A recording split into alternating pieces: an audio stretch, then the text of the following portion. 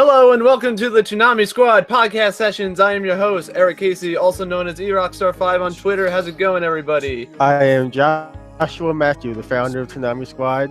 You can find me on Twitter at JMB0056. My name is Sam. I'm one of the writers for Toonami Squad.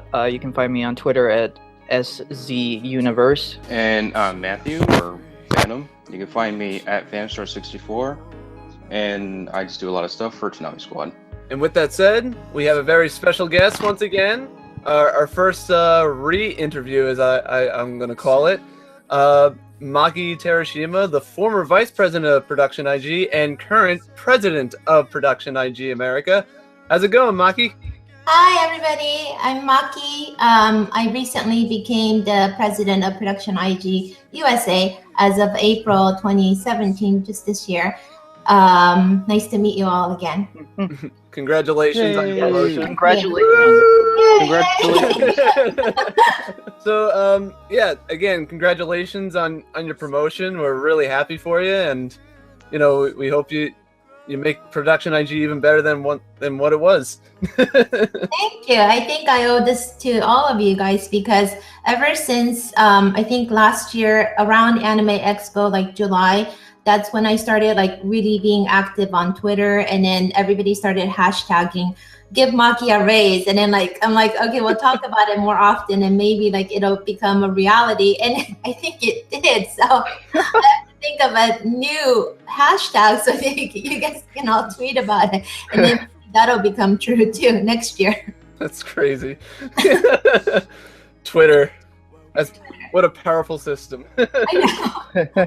With that said, we have some questions for you. We have a whole bunch of questions. We have questions regarding your promotion, a whole lot of Ghost in the Shell stuff, and a bunch of animal stuff too, and hopefully an update on Fooly Cooly and Sam Whale and me. So, we're just gonna go right into it. Sam, you have the floor for the first batch of questions. Yes. Since you are now the president of Production IG USA, is it safe to say you got a raise?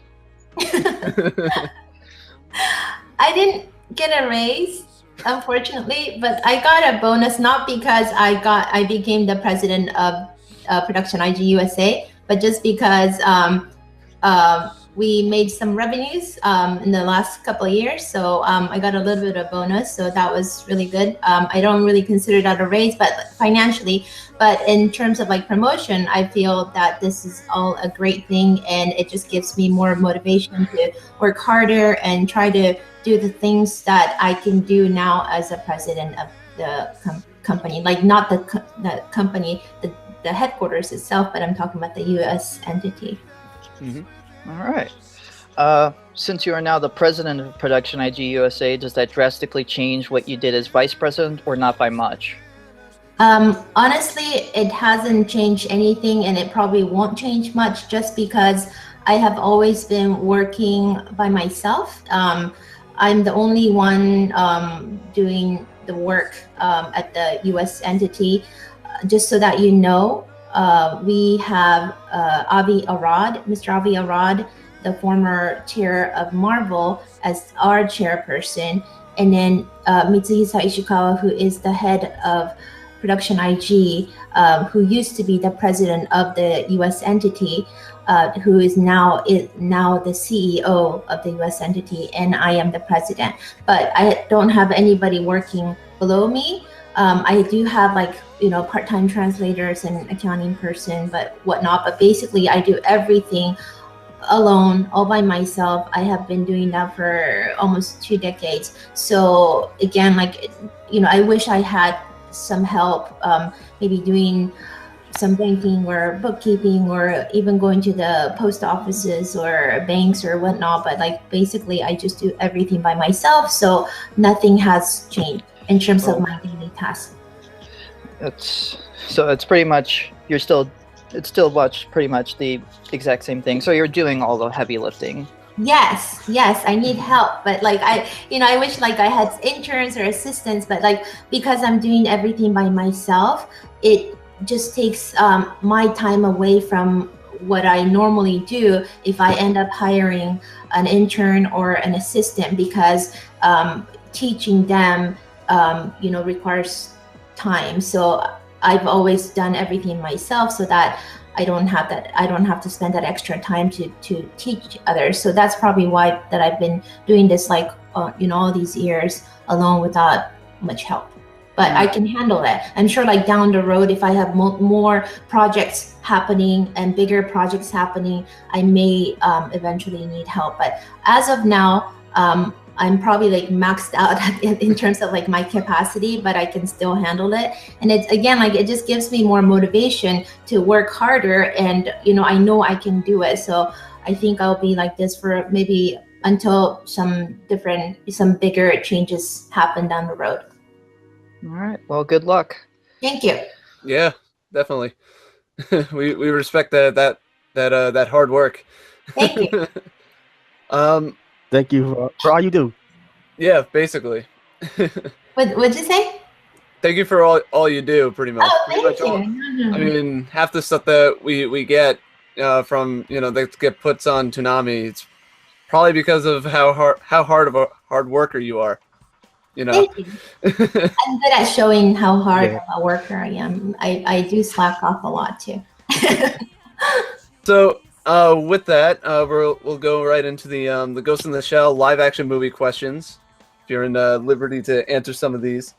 The first question is from me, and my question is, why did you and the rest of the producers think that Ghost in the Shell in the current day market was a good choice to adapt into live action? It actually wasn't our choice to make this adaptation. It hasn't been available for many years until maybe about 10 years ago. We started getting inquiries as to the availability of the live action rights, and we ended up speaking with Kodansha, who is the rights holder to the whole franchise, and that's when we started talking to the Hollywood producers, and we received some proposals, and we evaluated them very fairly, and we ended up choosing a company to do the adaptation. So it didn't really come from us. I'm sure many people and many companies have been after this property, but it just didn't quite happen until 10 years ago. Yeah, like I'm trying to like understand like the process behind it.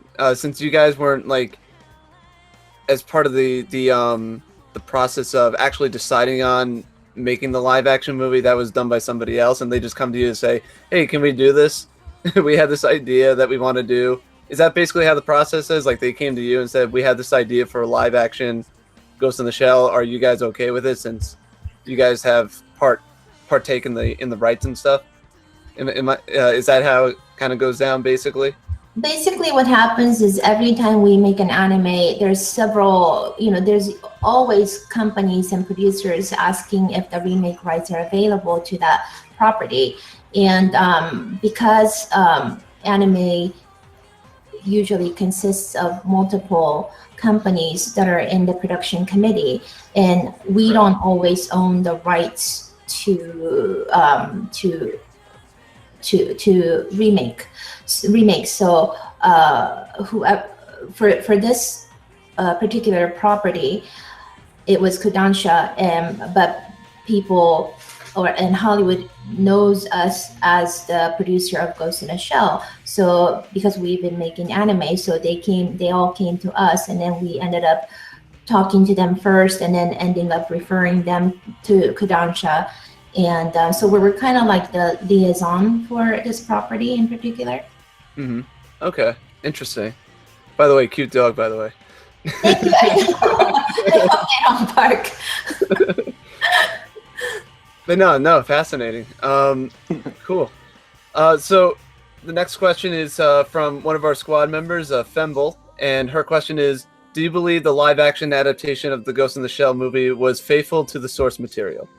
Story-wise, I wouldn't quite say so, but again, whenever we let another partner or producers make a remake off of our anime, we don't request anything. We don't demand anything. The creative choices are theirs. And if they ask for advice, we certainly would give them the advice. But again, they are the ones that know the market of their territories and how the fans would react. And we just feel like they know what to do best in terms of making a remake. So we are happy with the story, but in terms of whether that story was faithful to the original, I'm not really sure about that. But if you look at it this way, for example, Mamoru Oshii's anime of the original comic book by Shiro Masamune isn't quite faithful to the original either, and then neither is Kenji Kamiyama's standalone complex or Kazuchika Kise's Arise. So we didn't expect it to be faithful. What we wanted was for the franchise to become bigger and successful. And again, I personally loved the film.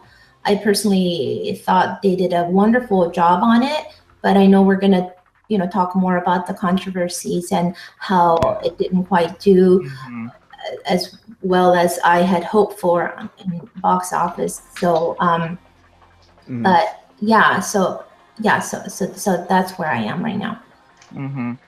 Understandably. Yeah, that's disappointing. Yeah. It didn't really bother me. Yeah, it was an adaptation. I know you guys have been like the biggest supporters from the beginning. Yeah. Yeah, Go ahead. No, I was just saying I still have my movie ticket from the theater for that movie. Oh, that you went to go see, or you haven't seen yet? That I did see it. What I normally do for anime movies, I keep my movie tickets. Oh, that's awesome! Wow. So Ghost in the Shell would be my second ticket that I kept. Oh, thank you. And now, again, I was the only person at the movie theater. Oh, really? What week did you go see it? Was it towards the I went on a Sunday evening. I went. Do you know, how many weeks after the release? It was like maybe a week after it was released. Really? I went the weekend of its release, and there was barely anyone in the theater. 5 other people in there. Oh I my mean, it was lucky that like 3 or 4 people showed up. Wow. Yeah, it was. I already knew how that was going to play out anyway, but Yeah. it's disappointing. Yeah. But that's okay. Well, yeah, we'll sadly get to that. But to continue on, another question from Femble. What was something from the anime or manga that you would have liked to see included in the live-action Ghost in the Shell? There's so many projects to Ghost in the Shell. There's the manga, there's the series, there's the game, there's a novel, and more series, movies, and all that. And I think it would have been, I mean, the writers must have had a really difficult time, compiling all of those into just one 90-minute movie. So they rewrote many times, many different drafts, and I think the script itself is good as is. I would like to see a sequel if possible, but maybe one thing that I would want to see in the sequel, because this movie already happened.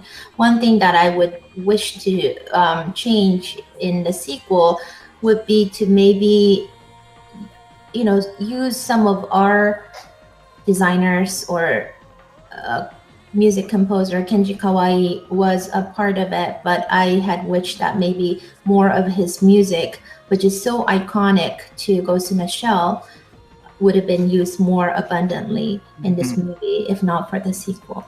Do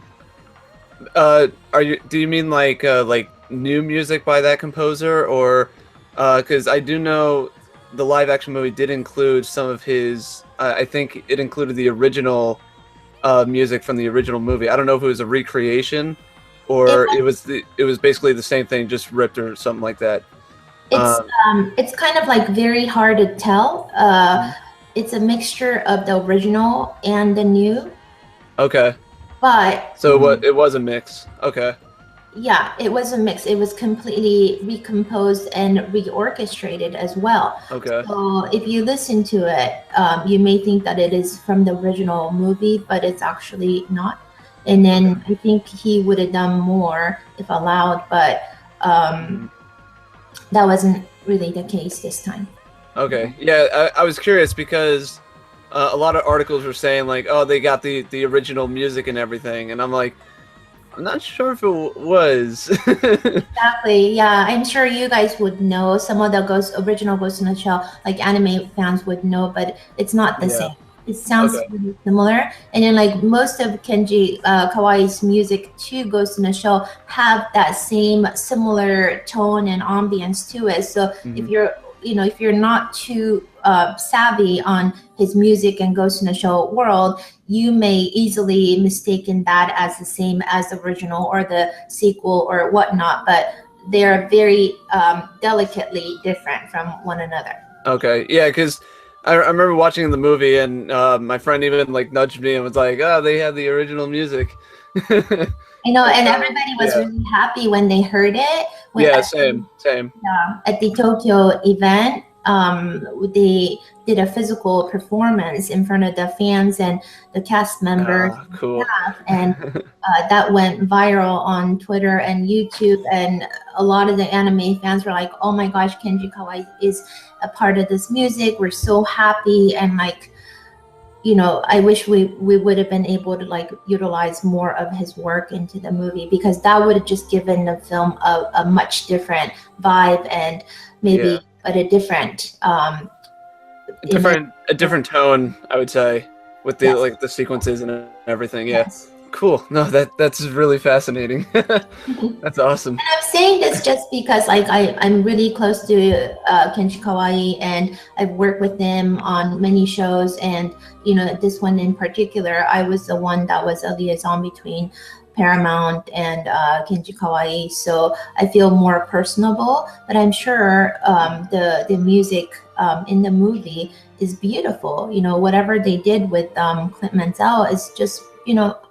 beautiful. So that's why I don't want to say anything is better or worse, but just me personally, and you are interviewing me as a person, I just want to give you my personal opinion. We appreciate that with the honesty in the answers. Yeah. That's all we look for in an interview like this. Thank you. You're welcome. Thank you. So the next question is again from Femble. She asks, what's your favorite scene or aspect about the live action Ghost in the Shell movie? Surprisingly, I love Scarlett as Major. I think that is like the highlight of the movie. She did a brilliant job on it as the character, and like I couldn't really think of anybody else but her as the role of Major. So I think that's my favorite part, as well as Oshi's favorite part, Ishika's favorite part, like all of our favorite part about the movie is definitely Scarlett Johansson. To be fair, I thought she did a good job too. Like she looks. I would say even like the costume designers did a phenomenal job with everything, and like the Gishin robots looked really cool, and even again Scarlett Johansson, like she looked like the Major. Yeah. I think it's one of the benefits of casting her. Not only does she have that experience in that type of action movie, but also the costume designers and the makeup artists did a really good job capturing the Major's look by using Scarlett Johansson, in my opinion. Yeah, I agree. I agree too. And Bato was pretty cool too. Yes. Oh yeah. Yeah. I don't know the actor's name, but he was also really good in that. Yeah, him and Scarlett had very good chemistry, and I mentioned it in my review, which is on ToonamiSquad.com. Shameless plugging, sorry, but anyway, I thought they had really good chemistry as the movie was going on. I kind of wanted more scenes with them together, honestly. Yes, I know they were both in the movie Lucy together. Yeah. Yes. I think it was Yeah. produced by the same guy too, right? If I'm right. I want to say Michael. Um, I'm yeah, terrible with names. Yeah, same. But I'm pretty Oh, sure that. Costigan. Michael Costigan was the producer on Lucy. Yeah, I Yeah. believe that's the name. Yeah. Yes. Same guy. Yeah. Yeah. No. I haven't seen Lucy, but I have. that would probably explain the chemistry though, because like I said, I thought when Bato and Major were on the screen, like that's when I was the most captivated. Honestly, I wanted more Bato. I know. Yeah, Pilu did an amazing job too. When you look at Bateau, you would imagine like some humongous guy, who's like maybe 7 foot tall or something, who's a little bit slower and like a super deep voice and all that. And then like Pilu wasn't like that, but oh my god, like he just like totally nailed the character. I think he did an awesome job as Bateau. Yeah, no, I agree 100%. Again, he was one of the standouts in my opinion. And I kind of liked his sarcastic approach with the character a little bit. Yeah. But yeah. Yeah, there are like some scenes I did enjoy that compared to the original movie, like with Major jumping down from the building, or the scene with the guy shooting the gun in the water. Yes, there's a lot of like homage to the anime. I mean, maybe like there was too much. I mean, they didn't really have to pay that much homage to the anime, was how I felt, and then as well as Oshii. But they're just so brilliantly recreated. Like it must have been, that's why we needed the money. We needed to have extra money to recreate those scenes, and they were just like, when you compare them to the anime and live action scenes together, they look almost identical. I think it was from Mythbusters, Fred Savage, I think it was, right? That's the guy. Yeah, I'm pretty sure Fred but no, Adam Savage, that was it. Adam Savage did a great behind the scenes look into some of the Gishin robots. Like the practical effects were really, really awesome. The blend of CGI and practical, which was another thing that I really appreciated from the movie as well. Yes. Because practical effects is a dying art, and I wish there was more movies that did it. And those robots are just I just remembered something, when I said that, something that I probably would have wanted to see in this movie that wasn't in the movie is more about like the designing part of it. I mean, although the production designs are just beautiful, they did such an amazing job on it. And this city is kind of like a fictitious Asian city. It's not Hong Kong. It's really not Japan. It's really nowhere in Asia. It's a fictitious world, just as it was in the original anime, more Hong Kong related. But they wanted to include a lot of Japanese characters in there. And I just wish that they would have consulted with our designers more to maybe make it more believable. But maybe they didn't have time, or they were busy with other things. So that's like one of the things that I totally regret, because when the movie came out, I still noticed some of the incorrect signage that was really bothering me. But there was like not much that I could do, because I'm not a creator myself. All I could say was whether it was right or wrong, but that doesn't really make a good signage, because it may be correct grammatically, but it's not something that you would use as a banner or a signage. Those are like different things, right? And then that really requires the involvement of the creators and designers. So those are the little things that question me slightly during the process. But luckily, or unfortunately, I don't know, because of this whole whitewashing controversies, nobody really pointed those signage mistakes out. So I was like, oh good, I'm not have to worry that much. But back then I was like, oh my goodness, like I'm credited as co-producer, and then they're gonna think, oh, wasn't there any Yeah. Japanese personnel involved in production because this sign is wrong, and all that. And then like Yeah. when you look closely, there are some signs that are noticeably wrong. And I mean, again, like they're not wrong, but they're just not right. And they'll say, oh, there's this person named Maki as co-producer, and like she must be illiterate, or like she must not know Yeah. Japanese or something. Yeah, like I kind of from the city design, I kind of got like a Fifth Element Blade Runner type of vibe from it, kind of like a Hong Kong version of that. And I don't know. Obviously, you know, since I've lived in America all my life, I don't know the culture. I'll be honest with that. But I will say though, that was a bit distracting though, where the city where I was getting like a Blade Runner vibe from it when I felt like it should have been more Hong Kong. I do agree with you with that as well. But I still liked it though. But I do agree that it did feel kind of weird that I was getting that kind of vibe from it with the tone and the mood. Honestly, that part was okay because, like, you know, the cityscape was beautiful. My concern was more, you know, about the language, because there was the little details in between. Yeah, different Asian languages, and I'm sure, you know, from the American perspective, whether it's Korean, Chinese, or Japanese, or Vietnamese, whatever, like they almost like look the same, and they wouldn't know the difference. And then, but the movie was being released in Japan as well, and there are Japanese speaking people living in America as well, so those people would have definitely noticed it. But so far, like, I haven't really seen much complaints or criticism in terms of signage, but that was like one of the biggest things that I was concerned about before the movie came out. Interesting. I did help out though.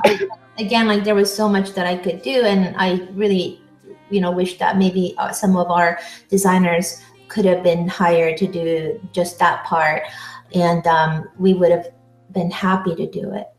Future note for maybe the potential sequel. Yes.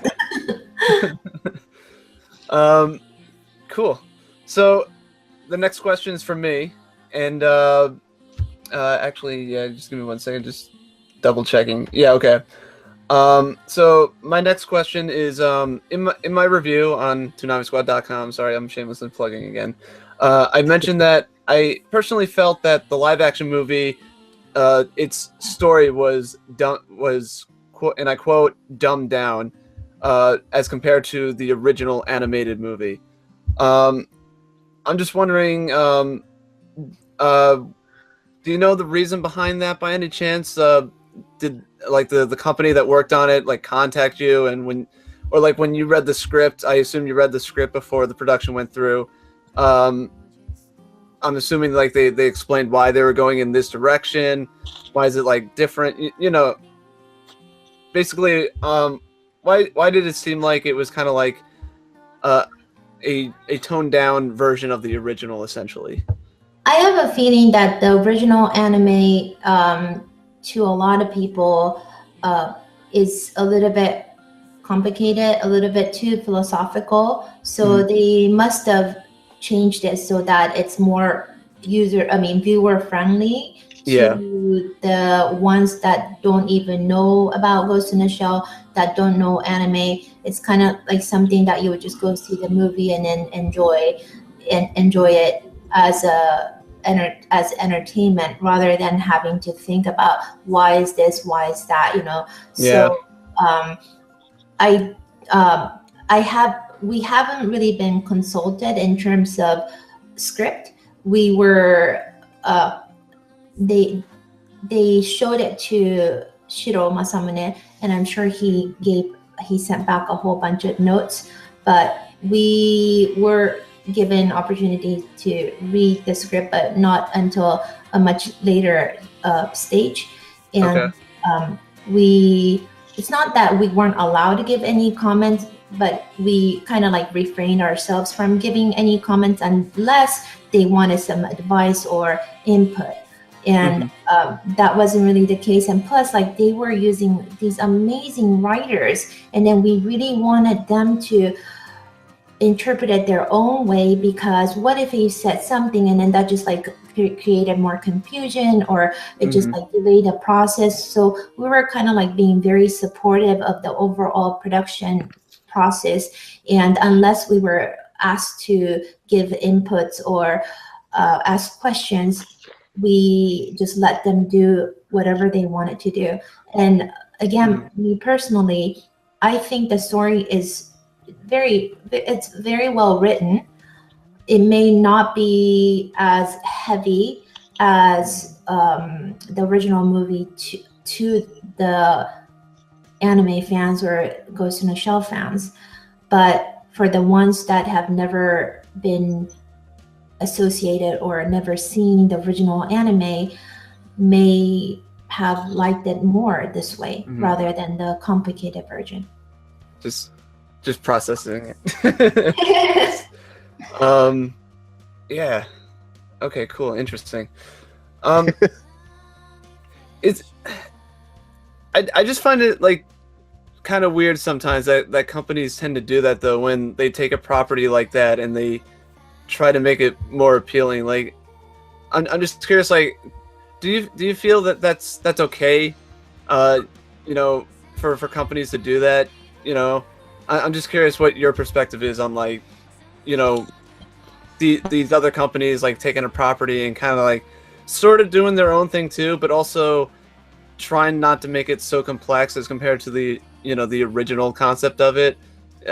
Do you think that should be allowed in you know, in the market? Like, should that be allowed, or do you not think that's okay? I'm just curious what your perspective is on it. Basically, is it okay for those things to happen? You know, having like a dumbed down version of the original made by somebody else, or not at all? Because from what I hear from fans and people, sometimes when it comes to movies like these, it's like, you shouldn't do it, period, or just recreate it exactly how it is, you know? Yes, and absolutely. I'm just curious, do you think it's okay to have the middle ground, or not at all, essentially? Or, you know, basically, do you think it has to be exactly recreated in the middle, or not at all? I think it's okay to a certain degree, as long as they don't butcher the property, and whoever we license or we sell the remake rights to, we make sure what kind of idea they have in mind, and we do trust the person. And I personally don't feel like this was too dumbed down. I think they did it very appropriately to the considering that there are non-anime, non-Ghost in the Shell fans going to go see the movie. Maybe a majority of them would be that genre rather than the anime fans, because again, the anime fans are still very small. Not many people even know the title Ghost in the Shell. So maybe they did some marketing research and made sure that the script was easily understood to the non-anime fans. So again, like, I think it's okay to a certain degree, but then there are some remake movies that I'm not going to name here. Some exceptions. I'm sure. I think we all know what you're referencing. That they completely butchered, and then like ultimately it's going to hurt the franchise. In this case, I don't think Ghost in the Shell Hollywood destroy the franchise or the image of franchise. Instead, I think it brought more awareness to the original anime, and as a result, people who went to go see the Hollywood movie, whether they liked it or disliked it, they actually went back to watching the original movie and standalone complex, and, you know, honestly, the sales boosted. So it did create a lot of positive results to the franchise, and whether the movie was good or bad, it didn't jeopardize our part of the business at all. And in fact, it really helped us. So that's what we had hoped for from the very beginning. And just because they did such a brilliant, again, like, it's just my opinion, they did such a brilliant job on making this movie. It gives us a better and more opportunity to keep creating Ghost in the Shell shows. Okay, so the next question is from Sam, who's with us. You sort of answered it already, but basically, how involved was Mamoru Oshii in the production of the live action movie? Was it just like passing notes and giving suggestions, or was there anything more complex to his involvement with the movie? He was not involved in the movie at all. Okay. The biggest involvement that he had was visiting the set in Hong Kong. Okay. We were able to bring Oshii, Ishikawa, Kamiyama, and Kawai, and Sakurai, who's a writer of Sunlong Complex, to Hong Kong. So until then, Oshii had never read the script. He basically said, well, whoever's going to make the remake should have the creative freedom to make whatever they want to do, because they know the best. So he was actually a little bit hesitant about flying to Hong Kong to see the set, because he said that if he were directing, he would not want the original director or original staff to come see the set or the production at all. So he felt like Rupert probably didn't want to welcome him, but it turned out, that was not the case. Like, we all wanted Oshii to come see the set and, just see what's happening. And so we were finally able to bring him to Hong Kong, and he was impressed by the whole production. He was so happy to see Scarlett. He's always been a big fan of Scarlett. And so that was the only involvement. And then he did some interviews, and which was used in the making of, that's again was the only involvement he had to the movie. Okay, cool. I would definitely be interested in seeing some of those interviews on the Blu-ray. Speaking of the cast, with Mamoru Oshii actually meeting the cast, that's a good segue into the next question by Femble, which is, did you get a chance to meet the cast as well? Yes, I actually did get to meet the cast, pretty much all of the cast, because I went to New Zealand twice and Hong Kong once. So I was probably more involved than anybody at IG. And it was not supposed to be the case, but things happened during the process where they really needed my help or my support. So I ended up flying to New Zealand to assist with Takeshi Kitano. He's like the biggest star comedian in Japan. Mm-hmm. And I was a little nervous because I grew up watching his comedies, and I know he's a director himself, and he's also an actor.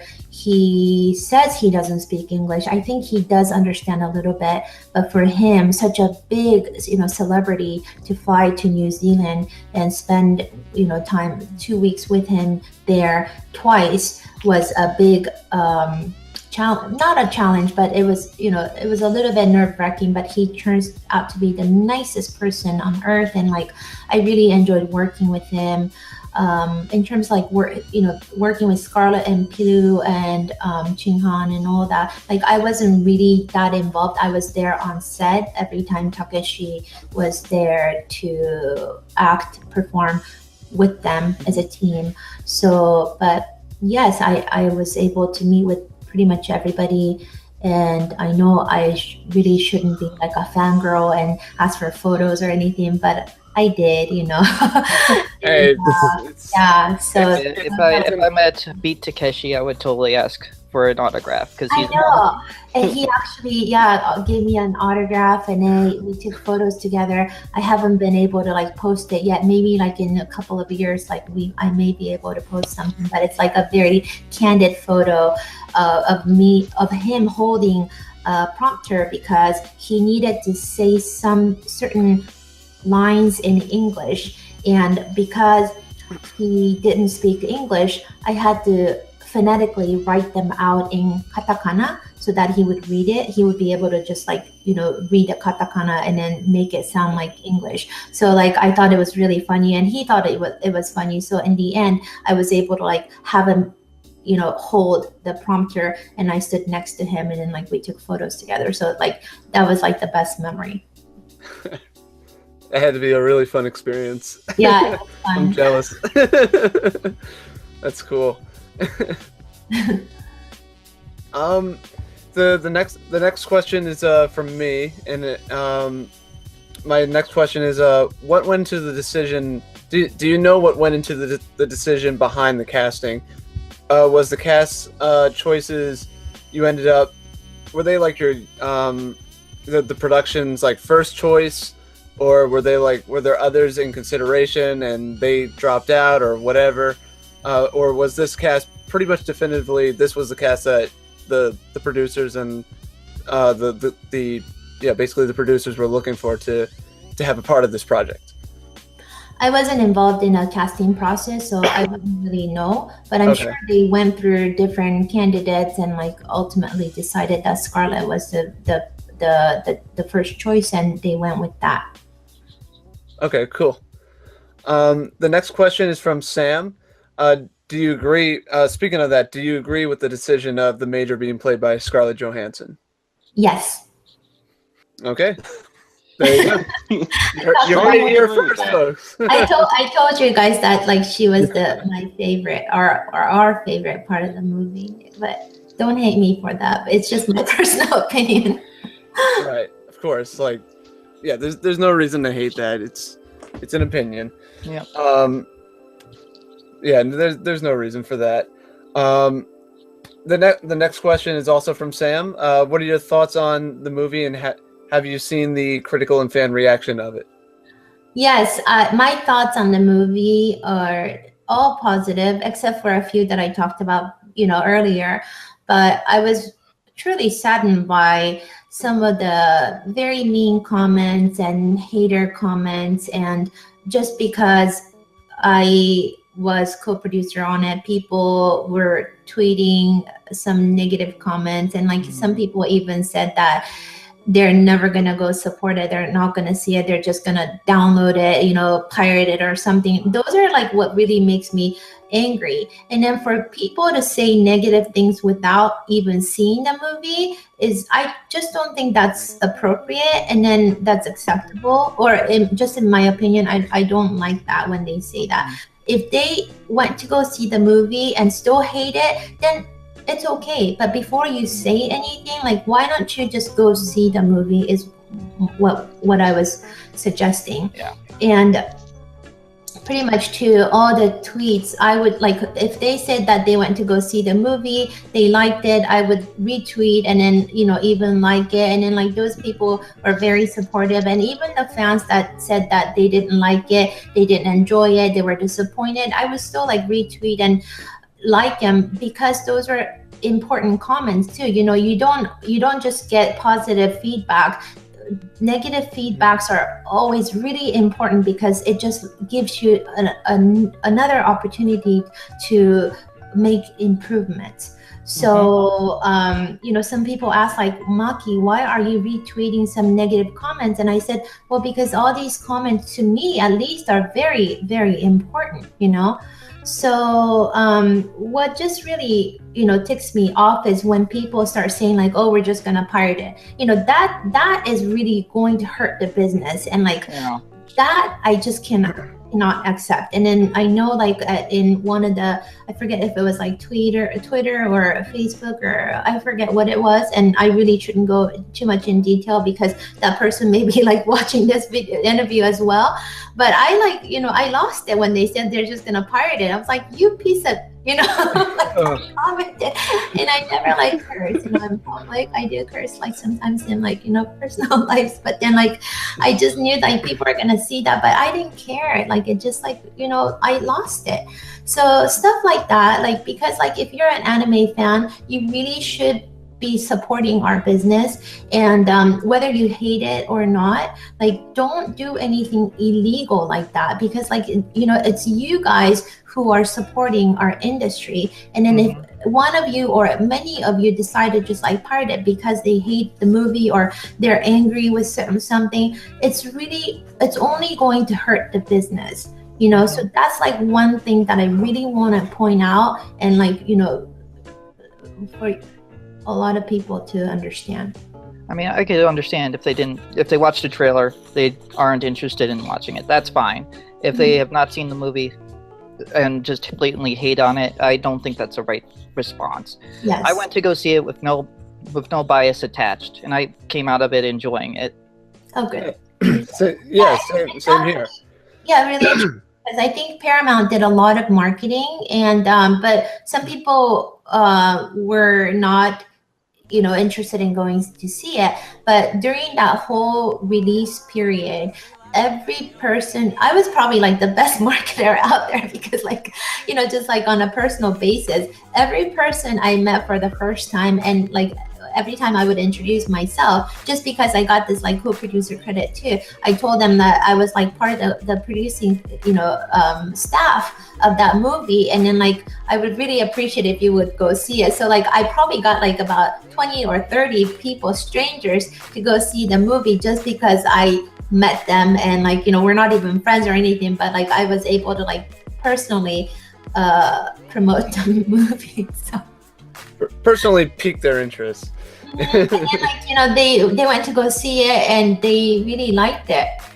The next question is the big one from myself, Femble. It's basically a combination of, it was pretty much the same question when we were making up these questions, written by myself, Femble, and JMB. Basically, you kind of went into it a little bit, but if you want to restrain yourself, totally understandable. But to expand on the casting, what's your take on the whitewashing issue? Because many articles during that release period was basically saying, you know, the whitewashing was the reason why the film ultimately, you know, didn't do as well in the box office as I'm sure you would have hoped. Yes. And do you agree or disagree with that opinion? And how do you feel about Hollywood attempting to create a live action adaptation of the popular anime? I do agree to a certain point, but it was too unfortunate for Ghost in the Shell, because this was not the first movie where the whitewashing controversy was talked about. There's been multiple films where, you know, where whitewashing criticism has been very abundant. But because of that, Ghost in a Shell was more of, I don't know, like maybe a victim isn't the right word for it, but because of all the past movies with the similar controversies, when they found out that Scarlett was cast for Major in Ghost in a Shell, a lot of the people said, oh my gosh, like not again, you know, like they have to change at some point. You know, this cannot go on. So that's when they like strongly decided that they were gonna not support it at all. They're not gonna, you know, they're gonna completely boycott it, and then they would like, you know, create a teamwork with the families and friends and like, don't go see that movie. You know, that kind of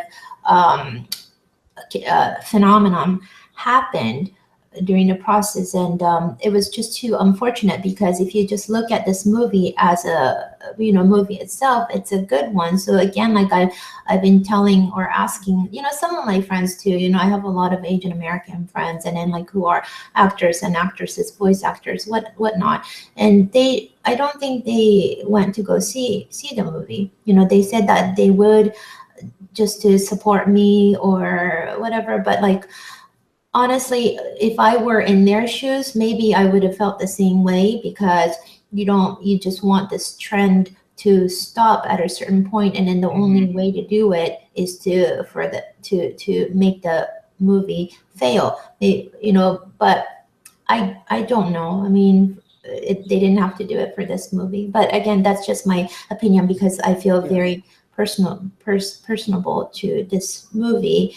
And after working on the movie and watching the final product, using Scarlett as Major, to me, it's justified. Mm-hmm.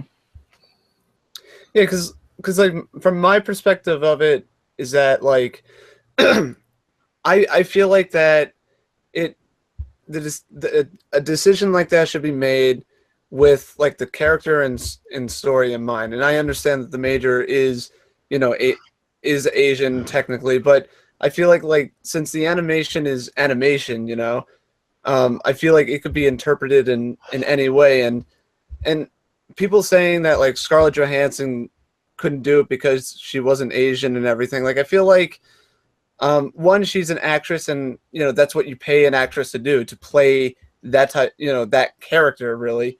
And also, I felt like just to make her let's just say take Scarlett Johansson out of the shoes of the Major and replace her with a female Asian actress. I feel like that still wouldn't have fixed a lot of the problems that I had with Ghost in the Shell, the live action movie. I understand like the culture should be represented as best you can, but like how you were saying, where it's like basically different people, different interpretations and all that, it's ultimately up to them. And I feel like, yes, to make it believable, some things need to be interpreted correctly, but there's also that aspect of these are creative people, they want to put their own spin on it, and I feel like that should be respected too, as looking at it from an art form and just pure entertainment wise. Because again, I feel like if it doesn't add anything to it, even if you put it in if you recast everybody as Asian actors, I don't feel like that changes. I feel like that doesn't drastically change the story or the characters at all, in my personal opinion. Yeah, I agree with you on that very highly. And then another thing is that the Japanese fans are actually pretty happy and satisfied and excited about the use of Scarlett as Major. And a lot of people here in the US complain that it should have been Asian American, but like it's hard to find a high profile Asian American actress who can act and do acrobats, all the the actions, and speak fluent English, and to be able to raise that much budget.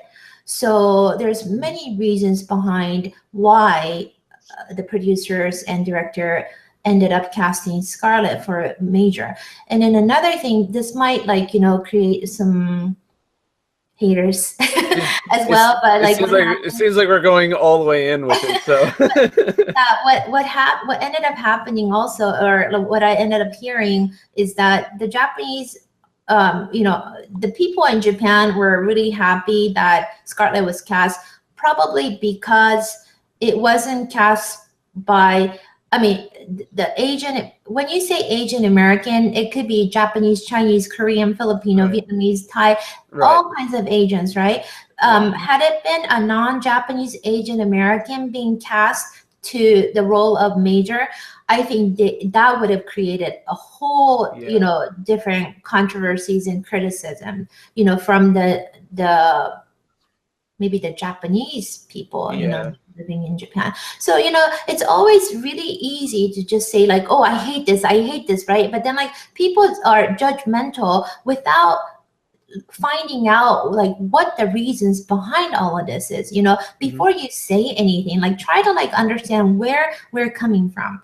Try to research the process on the process of making some of these films. I'm not going to say that I'm an expert, but since college and since I joined up here on Toonami Squad, I've learned a decent amount of how this market tends to go by. And also, since I studied film, you know, the process is very similar. So I can kind of get where you're coming from with that. But again, I'm not going to say that I'm an expert, but I can only go by what my perspective is. And for me, like I said, I feel like for casting in a movie, yes, you try to make it as believable and as realistic and grounded in its reality as possible. But I feel like you have to have that element in mind where you have to have that separation where the movie doesn't cross our realm of reality. You know what I mean? Yeah. Because that when every movie or pretty much anything that I watch for entertainment value, I separate it where my reality, its own reality. I put myself in its own reality, and these are the characters. You know, this is the story. Whatever. That does not collide with our reality, and I feel like people, I guess, have like this entitlement to it because they're fans, and understandably so. I go on and on about Batman, Yeah. So Yeah, you're right about that. And again, like, I'm not saying like, we couldn't, I was, because I wasn't involved in casting, maybe there may have been, alternative candidates, but again, based on the result of the movie, not the box office, but the result of the movie, we all think that Scarlett was amazing. She was perfect for the cast, for the role of Major. But again, if I were an Asian American actress myself, I would have maybe done the same thing. But again, like, I try not to say too much before I know the whole reasons and situations behind what I'm fighting against. Because you may be wrong, and then just because you said something negative to the cast, because there's been a lot of negative interviews about, by the Asian Americans and like some Japanese Americans and all that. And I'm sure you guys all know. I mean, you're really jeopardizing your future career as an actress, because if producers listen to their interviews, like, would they hire them? I mean, like, I think you're making you're making it difficult for yourself in your future. Yeah, I feel like it's a stifling of creativity and artists and artistry, and I feel that's not a good thing, because I feel like with the whole identity politics thing, like I just feel like a lot of people are, they may not like take that creative step or trying something different, because that's one of the incredible over history. If you look at it, like, I feel like a lot of people have really broken boundaries and stuff by kind of going against the mold a little bit and trying to push, trying to try different things. And I don't want to say like, oh, Scarlett Johansson, American actress playing a Japanese role. I'm not saying that that's like a groundbreaking thing or anything. That's not what I'm saying. It's just I just feel like with these kind of reactions, you're not only hurting the property to a decent move, a decent license and a decent movie, but you're also hurting the creativity of the art, of the actual artistry of the artists and the writers, that did put a lot of effort into it, Yeah. And I feel like that's a big problem, and maybe it's one of the reasons why the Hollywood market is very, very stagnant and just trying to do a whole bunch of remakes. Right. It's because they're afraid of trying something different. They might be afraid of telling a story about, those different kind of, cultural or basically stories about race and all that, Yeah. from those kind of perspectives. Right. I don't know for sure, but I feel like that could be a possibility. Yeah, But maybe. yeah, it's just I just wish it was more open to that, instead of just I hate this because it's not up to my cultural standards or whatever. Right. I'm not trying to defend anybody know. or to protect anybody, but just because the hatred is so strong, the energy that's coming from them is so strong. I Yeah. just wanted to, kind of tell them, explain to them, it's not just about that, try to understand the other side too, because there's always two sides of the story to one fact, Mhm. so you're only I agree looking at 100%. this side. Yeah. Yep. So, I completely agree. mhm. Well, with that, we got over that hump. And we appreciate you being completely honest with You're welcome. these questions. Thank you. You're so funny because you were so considerate when asking that question. I'm happy to answer anything. Yeah, but again, I feel like I have to, because it is a very it's a very sensitive subject, and obviously anybody else in your position probably would avoid that that topic like the plague. Yeah. So again, I just want to say I appreciate you going all out on especially these questions, because Yeah. I I have a feeling that silence is not always the right thing to do, because if you're silent, it's almost like it could be taken as two different things. Like taking the high road is always silence can be associated with that too. But then if you're silent, that could potentially mean that you have nothing else to say. You are totally agreeing to all the negative comments and all of that. But to a certain degree, I do agree, but I sympathize with both sides. Right. And I agree with that as well. I do agree with it, but I don't think it's as extreme as everybody says. Mm-hmm. Okay. So the next question, moving on from that, is from Femble. And I think you've answered this already, but would you like to see a second live action Ghost in the Shell? And do you think that second film is possible? Possibly. I hope so. I really hope so. Domestically, it didn't do well, but internationally, it did pretty well. I would love to see the second movie, and I would like to be more involved in it. Okay, cool. The next question is from me. After all things considered, now that the film has been released in theaters and the people have seen it and said their piece, as of now, is there any plans of maybe a remake or a sequel? Is there anything that you feel can be improved upon if you decided to go down to live action Ghost in the Shell rabbit hole? Again, you pretty much answered this, but if you want to reiterate, go ahead. There's going to be, we just announced, was it a couple weeks ago, that there's going to be a new Ghost in the Shell property being double directed by Kenji Kamiyama and Shinji Aramaki. We haven't really said anything else but that. But so I think the franchise of Ghost in a Shell will continue to live, and we're really excited about that. Cool. Do you believe this is also from Femble?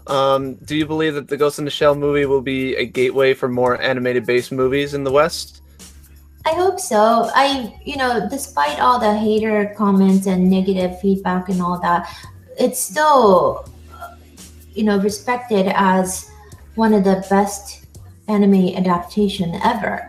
And I highly agree with that idea, with that comment. So I hope, just me personally, I want to see more of the production IG IPs to be made into live action. I would agree. And the final question for the live action Ghost in the Shell is from Femble. And basically, is there an anime that you would translate, that you think would translate well onto the big Hollywood screen? I think maybe from our properties, I would say Psycho-Pass would be a great property to be made into live action. I agree. Oshi was saying maybe Pat Labor, although he did make the live action series on that property, but because Japanese productions don't have that much of a high budget as a Hollywood productions, we would really like to see Pat Labor made into a huge Hollywood movie. All right. That concludes the live action Ghost in the Shell questions. The next topic is regarding to the new Ghost in the Shell animation project that you guys announced. I probably won't be able to answer any of those questions because, again, like, you know, what's been released in the press release several weeks ago is the only information that I'm allowed to say at the moment. You know, what's not so good about interviewing me is that I can't say a lot of things. Like I always say this like at Anime Expo panel too, but I have a lot of secret information in my head that I'm not allowed to discuss out in public until like the movie or, you know, the show comes out. So I know there's been a lot of questions about, is it a TV series? Is it a movie? What is it about? You know, when is it coming out and all that? I can't say any of that information, you know. I know it in my head, but like unless I get drunk or like I won't be So you couldn't say there was in LA. I'm not even drunk. So yeah. So I guess it's safe to say that this project is very, very early in the production stage, I would assume, right? Yes. Okay. Yes. Okay. So you couldn't say there was a chance you might see it on Toonami either?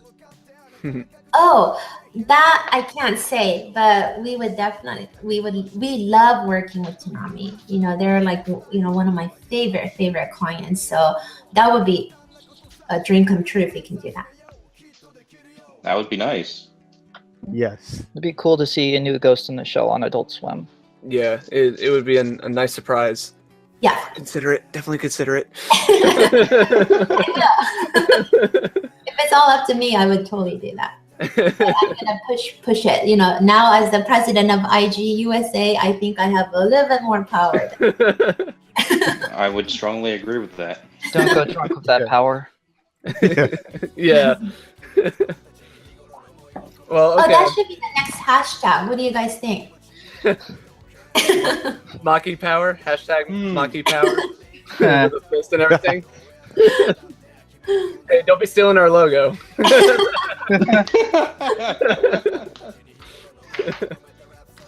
So we'll just go ahead and get into the general questions. Yeah, just go into the general questions. All right.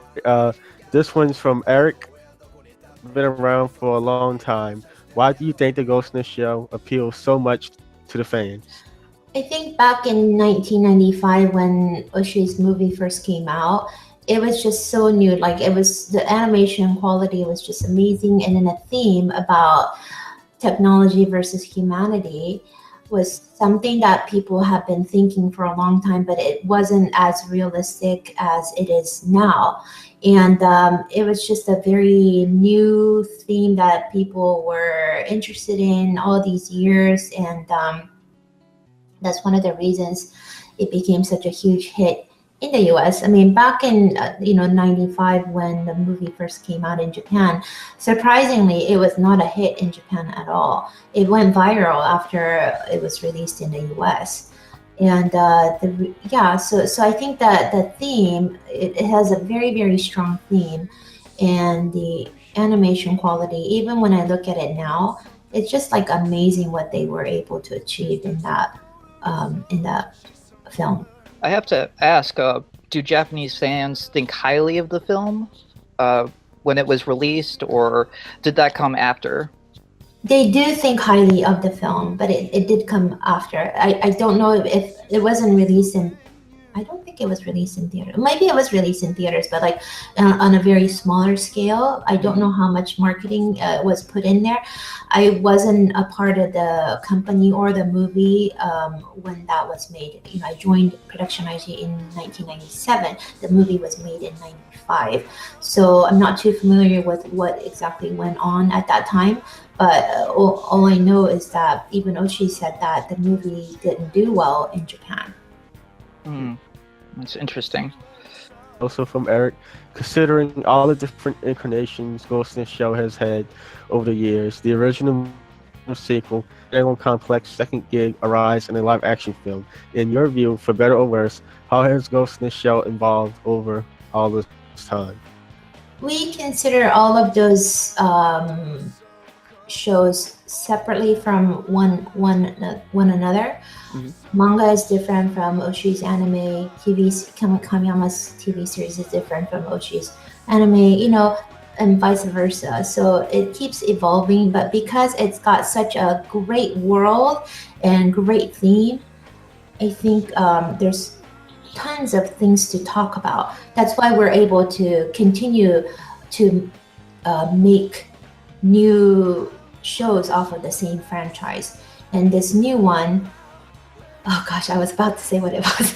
This new one, the new Oh, gosh. I know I'm not gonna say it. I was just about to say something, and you were like, the opposite of that. Yeah. Sorry about that. But it keeps evolving, and I'm sure, I hope that there will be more of Ghost in the Shell in the future, even after this new one. Yeah, that's All right. that's one of the things that I find interesting about Ghost of the Shell as a property, and even with this new one. Yeah, just wondering how much it has changed, and especially considering like I mentioned in my review, again going back to that, like how technology has evolved as well. I felt like Ghost in the Shell back then was ahead of its time, this like future dystopia, and now that we're kind of getting sort of closer to that with like the cloud and all that. Yeah. I'm just wondering like where Ghost in the Shell is heading, because I feel like it's more relevant now in culture, or it's a piece of work that's more relevant to modern day basically than it was in '95, in my opinion. Yeah, that's exactly what I wanted to say too, is that, back in 95 when the movie was made, everything that was in the movie were so cool, right? Because it wasn't very realistic, very futuristic. But more than 20 years after that, a lot of the things that you saw in the movie are becoming almost realistic. So in terms of like evolving, whatever we're gonna have to make in the future, current or future, we'll have to think harder on what kind of elements and what kind of new technology to be put into the show, so that maybe 20 years from now, what was considered futuristic will be more realistic, just like what happened with the original Ghost in the Shell anime. Does that make sense? Yes, that makes perfect sense. Yeah. It's almost like the creators are foreseeing the future, before the technology. That might be just like too much, but then like, they have these amazing ideas, and then like, I don't think, back then in 95 when the creators made the movie, that they were aware that 20 years from then was gonna become realistic. The magic of imagination, and interpretation. Anything's art. Yeah, exactly. Right. All By right, the way, look, you guys. I Yeah, I have saw that. this chair sign, and then like, this is like so ghetto because look, I'm just like tying it with a shoelace. I don't have a director's chair, but like I've been covering it, but like I got this chair ready for today. So Is that from your promotion, I assume, or is that from the no, movie? this is actually from the set. The set. Oh, Yeah. okay. So yeah, like they had the director's chair, and then That's really awesome. that's for me. Yeah. That's awesome. I'm hoping one day too I could have a thing like that. All right, next question. Last question for Ghost in the Shell. If you can talk about it at this time, not sure if you're aware, but if so, regarding the technically Anchor Bay Blu-ray release of Ghost in the Shell standalone complex and second year, anything from them that you can provide to give fans an update? We heard they're working on a solution to the problem and nothing else. Any details on what they're thinking could be a solution? I just heard that it's still in the plans. As of now, I think Right Stuff is releasing the Blu-rays that are like from the initial stock, but they haven't. And Stars and Manga and Stars, they haven't done the Blu-ray yet, but they're definitely considering now. So that's all I can say about this right now. Okay. You guys want to see it? I will read the message to them. Okay, yeah, no, definitely. Because it was a pretty big thing, and a lot of people were very upset with the quality of it, essentially, and you know, it's just a whole. It was a whole mess. Yeah. We're Putting not it going to lightly. get into that here, but yeah, it was a mess. Yeah. Yeah. So, the next question is regarding Fooly Cooly. Are there any updates on season 2? Yes, it's definitely moving forward. We just haven't been able to like release anything, expose anything, because we are really working hard on it. I know a lot of people are frustrated because we haven't been able to show anything, but you know what? The priority is to make the show. Definitely advertising, promoting is, you know, also important, but we are not taking our time off of production because we are really focused on making a good show for 2 and 3. So at the moment, I won't be able to share any information except for the fact that we are making it, and with Adult Swim. And we might be able to show something at Anime Expo or the upcoming conventions. But as for what we can show, I can't share just yet. Okay. I Fair enough. can That's totally fine. understand that. Fair enough. Fair enough. Rose up a little bit. Yeah. Well, then maybe we can talk about good old Sandwell me.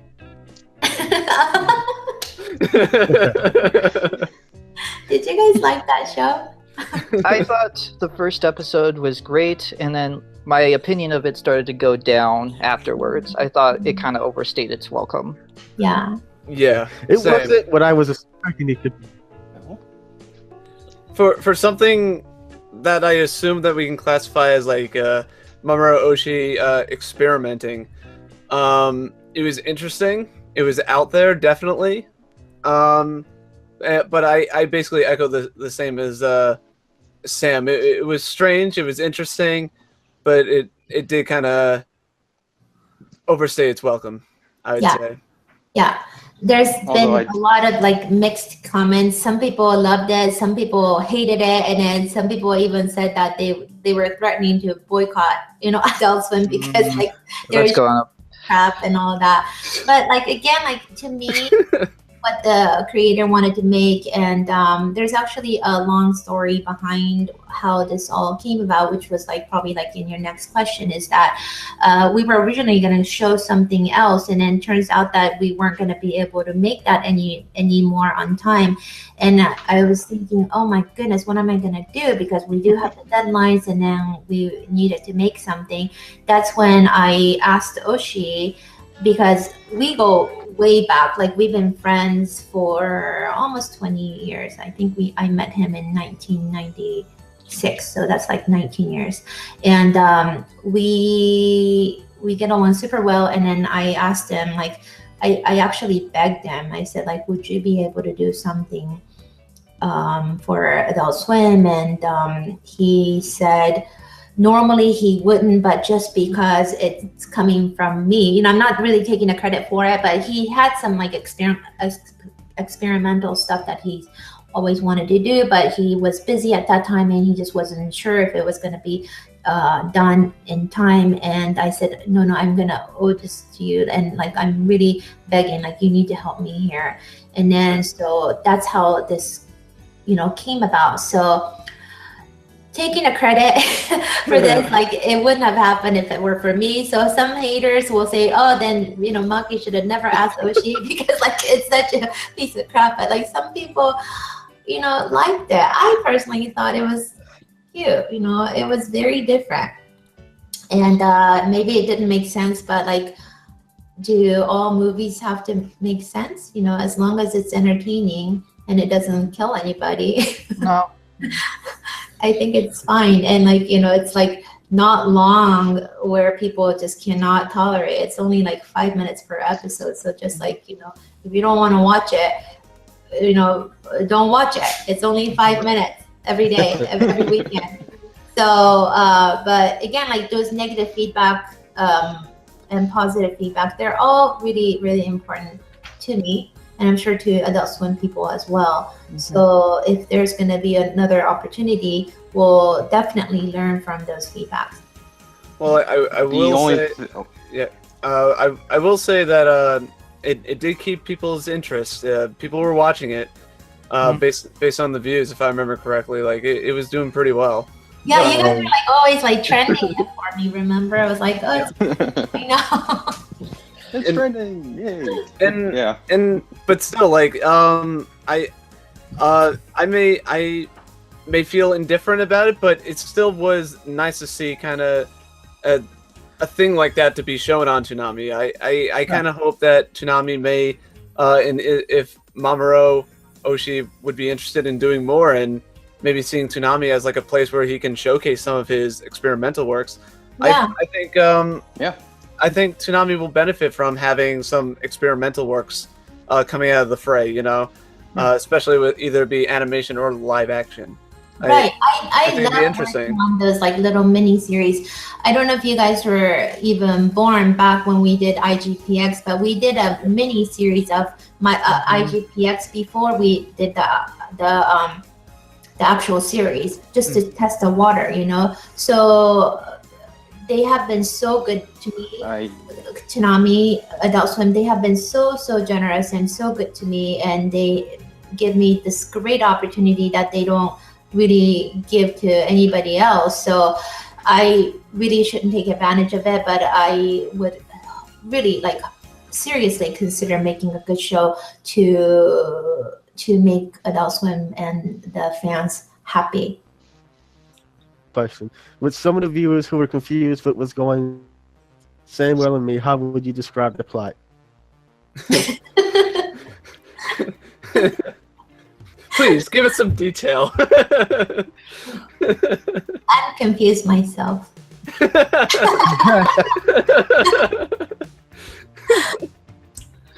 Yeah, it's a confusing story, but it's funny. Yeah. She fights a giant worm. Alright. I think he put in a lot of like political views in there too. You know, like there's some things that he wasn't completely, because he's a big animal lover, but like again, you know, with this, I don't even know if I should like really go into detail about his like personal opinion, but like there's always controversies about many different organizations, and he maybe wanted to throw a little bit of it out there in this series. Whether people got it or not, I'm not sure. Is it important that they get it? I don't really think so. But he just had the full freedom to create what he wanted, and because that's what I told him. I told him you can do whatever you want, and then that's what he came up with. So again, like, you know, I'm happy that he was able to like really explore what he believed in. Explore what he wanted to explore. Yeah. And whether people appreciated it, whether people liked it, whether people hated it, it's, you know, up to them. And it's always really difficult to make anything pleasing to everybody. There's always, you know, different opinions. Yeah. Yep. Anything. There's always going to be, you know, both sides. The like first thing that I knew from schooling to school was that make what you want to make and don't think about anybody else. I agree with that. So, question 28. What was your perspective as if you heard Oshii's-san pitch the concept to you guys? Just because I told him that he can make whatever he wants to make, and then he confirmed. He reconfirmed twice and said, "Are you sure I can make whatever I want?" I said, "Yes." Are you sure I can go Like, crazy? you're not gonna bitch after like I make something really crappy. I'm like, no, like as long as you make it and you deliver it in time, you can make whatever you want, is what I said. So and you know, just me as a producer, the way I work as a producer is like, because I'm not a creative person and I don't have that much to say or that I want to say to anything too creative. And then I respect the works by the creators. I don't really tell them what to do. I just give them like a perimeter, and then as long as they work within that perimeter, within a given budget, within a given schedule, I trust them, their creativity 100%. So that's what I always do with, you know, the projects that I produce or I co-produce. And so when he came back with the pitch, I was like, okay, that's fine. With that, is this like was this basically like your first like experimental film to produce, really? And what was that like, just out of curiosity? I actually had fun. I happened to be in Japan at that same time. They shot in this little island near Tokyo called Oshima. And I went there and we shot the entire, no, we were there for, I think they were there for maybe about 3 days, and I was only there for 1 day. And it was a very small team of crews, and it was fun. I got to really meet with the cast, and we're now friends, and yeah, I really enjoyed it.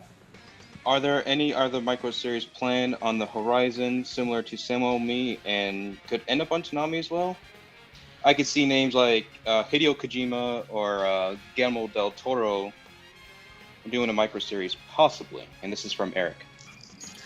I don't know if that's a question to me because I don't get to decide who makes it, as long as like Adult Swim reaches out to me and I get to choose who I hire or who I use to create this mini series. But I don't know Hideo Kojima personally. I do sort of know Guillermo del Toro, but I don't know if he would be willing to do something like this. Maybe he needs more money to do stuff like that. I don't know. I just threw the names out there as like you know, these people would be kind of cool to have like a micro series done by. Yeah. You know, just to throw some names out there. I agree with you. Yeah, that would be so much fun. Like if you can do something like a collaborative series or something. Alrighty, I think that was the last question. That's pretty much it. Yeah. Thank you. Well, Thank you. No, this was fun. Thank you so much. Yeah, once again, thank you for coming on. Thank you for your honesty in the questions. You know, we really appreciate the genuine answers. I feel like not enough people answer questions like that with so much genuine and honesty, and we really appreciate that. Oh, you're welcome. My pleasure. Well, with that, this concludes this interview of the Toonami Squad podcast sessions. Once again, we would like to thank Maki Terashima, the president of Production IG, for coming on. Once again, we really appreciate you coming back. And of course, thanks for having me again. Yeah, no problem. And like we said last time, the door's always open. You can come back anytime. Okay, alrighty. Yeah, as soon as I can talk more about Fukuli. And definitely let us know, and we'll set something up. Definitely, if you're interested. Yeah, and have people follow me on Twitter too, because I'm really trying to be active there too. Yeah, she will answer all your questions. Okay. If this interview doesn't prove that to you. Okay, thank you guys. No problem. See you later. Thank you again. See you later. All right. Have a good day. Bye. Adios. Bye. Bye. All right. Well, with that, this concludes this interview of the Toonami Squad podcast sessions. We hope you enjoyed it. And one final time, we thank Maki Terashima for coming out once again and giving us some very, very interesting insight and information regarding Ghost in the Shell and everything. And thank you again so much for coming on. We really appreciate it. Mm-hmm. And with that, I'm your host, Eric Casey, also known as eRockstar5 on Twitter. Hit me up, make a follow and everything. I'm Joshua Matthew, founder of Toonami Squad. You can find me on Twitter at JMB_70056. My name is Sam. I am one of the writers for Toonami Squad, and you can follow me on Twitter at SZUniverse. And my name is Matthew, or shortened for Matt, or you may know me as Phantom. Follow me on Twitter at PhantomStar64. And don't get discouraged when I post Disney World stuff. And and just getting back to animals, I would recommend a dog lover, or people who love dogs, to watch A Dog's Purpose. It brought me to tears. Also, My Dog Skip. That one brought me to tears as well. And with that, all the animal loving, all the Ghost in the Shell and everything, this concludes this episode of the Toonami Squad podcast sessions. We hope you enjoyed it. Adios. Please And yes, and subscribe to us on YouTube, iTunes, Google And Play, comment. TuneIn, And Stitcher Radio. comment as well. and you pirate, and Respectful. for those of you who pirate, stop it. Yeah, don't Just do support the official release. Yes. that. Yes. Okay. Adios.